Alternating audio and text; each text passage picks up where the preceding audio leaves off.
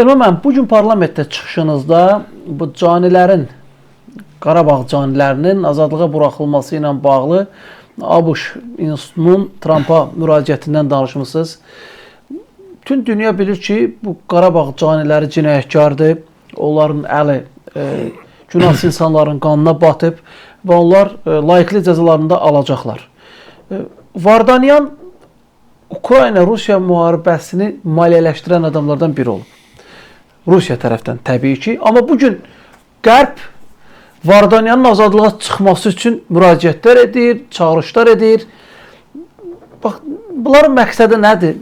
Nə etmək istəyirlər? Niyə məsələn Vardanyanı və yaxud da digər Qarabağ canilərini azadlığa çıxarmaq istəyirlər?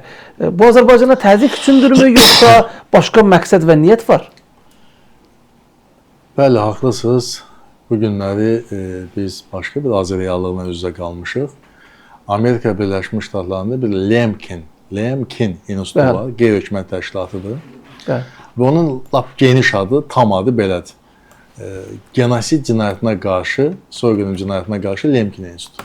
Deməli, onun missiyası dünyada soyqırım cinayətlərinə qarşı məsələlərlə bağlıdır, onun araşdırılması və bu istiqamətdə fəaliyyət göstərən bir institutdur.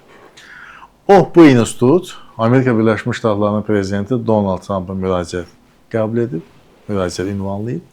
Və müraciətlərin mahiyyəti odur ki, qarşıdan yeni il bayramı gəlir və onlar Trump'dan xahiş edirlər ki, Milad bayramı ilə əlaqədar Azərbaycanda müttəhəmlər köşkündə əyləşən erməni əsilli bu canilər azadlığa buraxılsın və buna siz dəstək verəsiniz.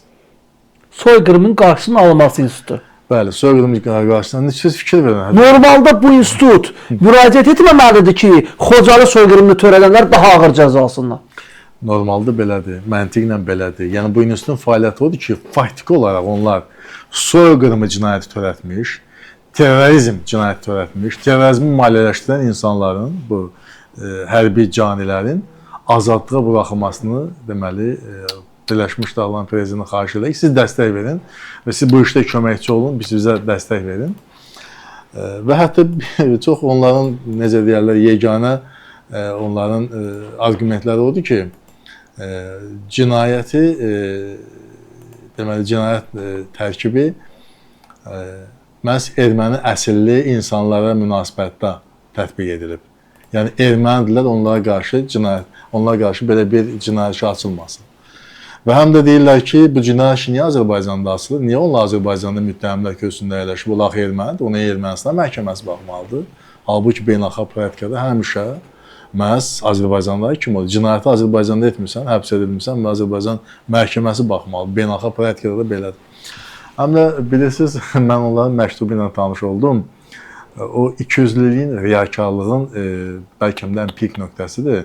Onlar Trump'a müraciətini yazdılar ki, Cənab Birləşmiş Ştatların prezidenti, əgər siz həmin o hərbi canili, o hərbi cani demirlər, o hərbi əsir deyirlər, onların azadlığa buraxılmasına nail olsan, bu sizin humanitar, ən yüksək humanitar və geosiyasi qələbəniz olar.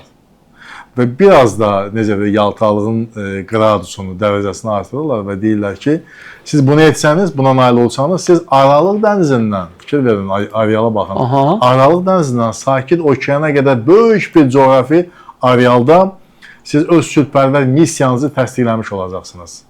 Və bununla da həm Azərbaycan, həm Türkiyə, həm də İsrailə təsir və təzyiq göstərmək potensialınız daha da artmış olacaq. Deməli, indi siz fikir verin, məntiqlə yanaşanda bu təşkilatın funksiyası, birbaşa missiyası bu soyqırım cinayəti ilə bağlı məsələ araşdırmaqdır. Əslində, Vardanyanın beynəlxalq məhkəmədə yargılanmasını tələb etməlidir bu institut ki... Amma mən elə gəlir ki, burada bir dənə onlara çox ciddi səhvə yol veriblər. Nədən? Hansı məsələdir? Bu mənim öz subyektiv fikrimdir. Bax, həmin bu təşkilatın məlum olur ki, sən faktiki olaraq terrorçu, genosid törətmiş insanla azadlıq tələb edirsən. Deməli, 100% də Trump çox ağıllı adamdır və 100% bilir ki, belə olan vəziyyətdə sənin müəyyən maraqların təmin edilib. Deməli, sən korrupsiyaya yuvarlanmısan, sən rüşvət almışsan, korrupsiya yuvarlanmışsan ki, sən bu dərəcədə həmin bu cinayətkarları, caniləri müdafiə edirsən. Bu institutda da artıq araşdırma başlanıla bilər. Həm də elə bircə səbəbə görə araşdırma başlayana bilər ki, Amerika Birləşmiş Ştatlarının prezidenti Donald Trump USAID təşkilatı var idi, USAID. Bəli. O təşkilatı cinayətkar təşkilat adlandırdı və bütün ölkələrdə onun fəaliyyətini dayandırdı və ləğv etdi. Düzdür? Həmin bu Vardanyan ki yoxdur, Vardanyan. Bəli. Vardanyanın Samantha ilə bu təşkilatın rəhbəri, USAID-in rəhbəri Samantha ilə çox sıx əməkdaşlığın olduğu bu məxfi məlumat deyil, hər kəsə bəlli məlumatdır. USAID-i ləğv edib, onu cinayətkar adlandırıb. Məlum olur ki, Vardanyan da Bakıda saxlanan bu cinayətkar da onlara əməkdaşlıq edib, onlara maliyyə yardım ayırmış bir şəxsdir. Yəni bu faktın özü əsas verir ki, həmin bu Lemkin İnstitutunun fəaliyyəti araşdırılsın və məlum olacaq ki, Lemkin İnstitutu əslində USAID-in bir filialı imiş, USAID-in maliyyələşdirdiyi qurumlardan biridir və indi də beləcə Trumpa müraciət edir ki, cinayətkar əməllərini örtbasdır etsinlər və Azərbaycandan təzyiq dilinə danışsınlar. Bu keçməz. Azərbaycan siyasi iradəsi ortadadır və cənab prezidentin də bilirsiniz ki, həmişə ad gününü Qarabağ bölgəsində keçirir və bu dəfə də Ağdamda oldu, Xankəndində oldu. Bu Ağdamda 2-ci yaşayış kompleksinin açılış mərasimində o da yerli sakinlərlə görüşündə bir çox vacib, fundamental məsələlər toxundu. Onlardan biri də bilirsiniz ki, bu ilk növbədə onunla bağlı idi ki, bu Qarabağ münaqişəsi niyə həllini tapmırdı? Niyə Qarabağda ermənilərə münasibətdə, Ermənistan dövlətinə münasibətdə sanksiyalar tətbiq edilmirdi? Niyə o, deməli, ATƏT Minsk qrupu fəaliyyət göstərirdi? Niyə onun ləğvi bu qədər çətin idi?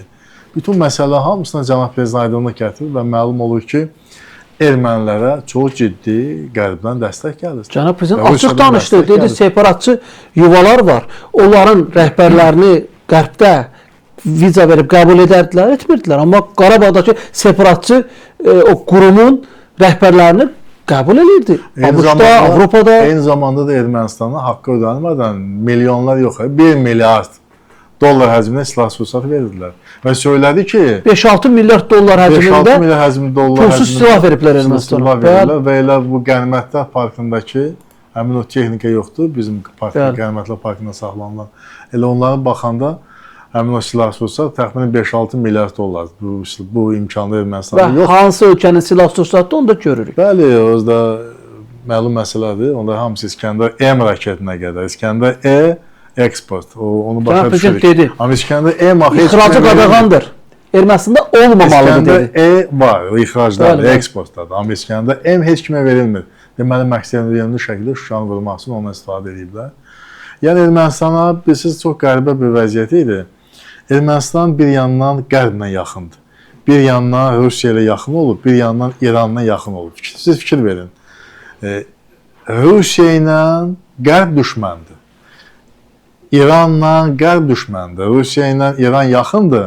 Deməli, fikir verin. Bir-birinə düşmənlər Ermənistan məsələsində bir-birinə özlərini yaxın kimi aparırlar.